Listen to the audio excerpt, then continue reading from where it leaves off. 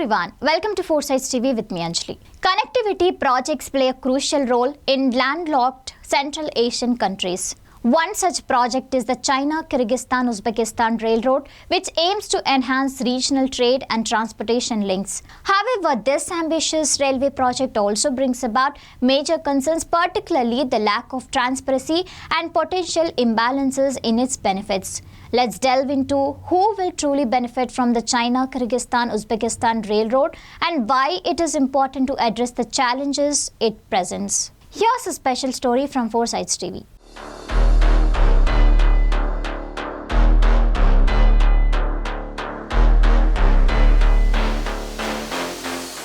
China's Premier Li Qiang will visit Kyrgyzstan later this month to discuss the long-awaited China-Kyrgyzstan-Uzbekistan railway project. The recent political tensions and sanctions have created a need for alternative routes from China to Europe and the Middle East, giving new life to this project. Central Asia has an opportunity to establish itself as a key transit region for trade between East and West. The new railway route will significantly reduce delivery times to Europe and potentially restore Central Asia's pivotal role in continental trade. However, experts caution that the CKU railway project could disproportionately benefit the wealthy elite and be exploited to evade sanctions and fuel grey zone trade. Currently, it takes anywhere from 45 to 70 days to transport goods by train from China to Uzbekistan through Kazakhstan, making it impractical for perishable or high-value items.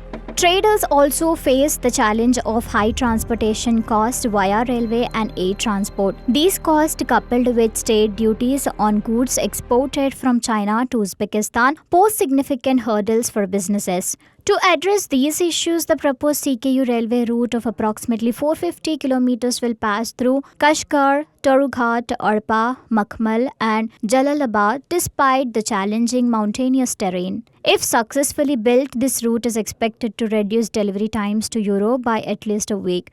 The first Project and Survey Institute of China Railway Construction Corporation submitted the final technical and economic feasibility study for the railway project to the Kyrgyz and Uzbek governments on June 1st. The exact cost of the TEO is unknown, but both countries contributed at least 30% of its funding. Unfortunately, despite our request, we have not received any summary of the document from the Ministries of Transport and Trade in Kyrgyzstan and Uzbekistan.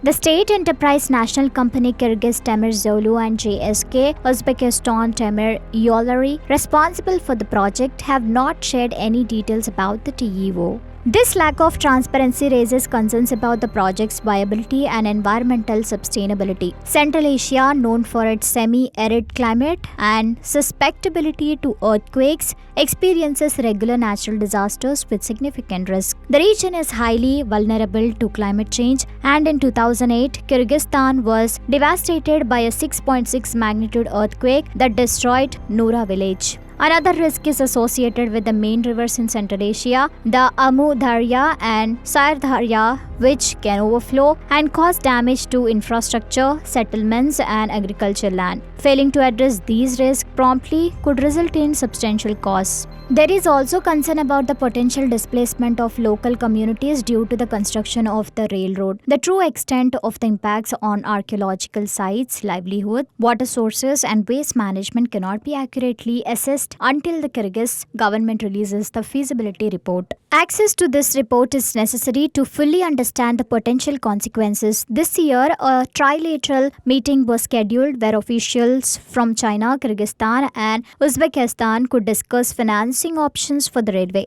The visit's agenda is expected to include discussions on the development of the China-Kyrgyzstan-Uzbekistan railway project. Financing remains the most crucial point of discussion, especially for Kyrgyzstan, which may struggle to fund the project on its own territory. Estimates for the total cost of railway range from $3 billion to $5 billion, indicating that the section passing through Kyrgyzstan could cost between $1.8 billion and $3.1 billion. Temir Umarov, a researcher at the Kargini Center for Russian and Eurasian Studies in Berlin, believes that the railway project is far from being confirmed. He raises serious questions about its funding sources as Kyrgyzstan alone may not be able to finance it. Murad does not expect funds to come from Western institutions due to Kyrgyzstan's increasing authoritarian direction, leaving China as the likely option. However, he questions whether Kyrgyzstan is willing to become even more dependent on China. Kyrgyzstan is nearing its limit regarding its debt situation as it has a set cap that restricts more than 45% of its total foreign debt at a single creditor.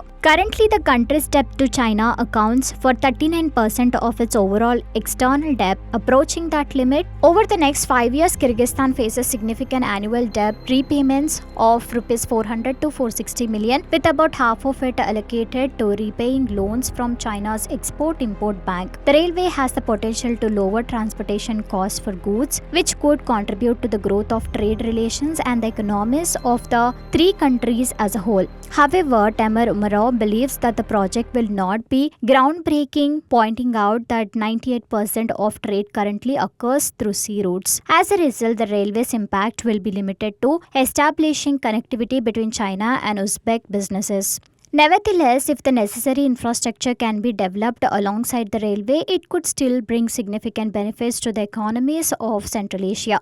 The CKU railway presents the possibility of incorporating Central Asia into global supply chains. However, there are notable differences between Kyrgyzstan's economy and Vietnam's much larger manufacturing-focused economy. Additionally, YA highlights the lack of competency of policymakers in the region, suggesting that this scenario is highly unlikely. Instead, it is more probable that the unbalanced trade relationship between China and Central Asia will persist. The railway could be utilized to import more Chinese products and provide limited opportunities for some Central Asian products to be sold in China. Connectivity projects are essential for landlocked Central Asian countries with underdeveloped roads. Traders like Otabek Sadikov eagerly await the potential for faster and more cost-effective transportation. However, concerns exist regarding the lack of transparency surrounding the project, customs statistics, and the possibility of Kyrgyzstan falling into a debt trap. Ultimately, the CKU railway may lead to increased smuggling of illicit goods across borders, benefiting primarily the illicits who already control trade with China.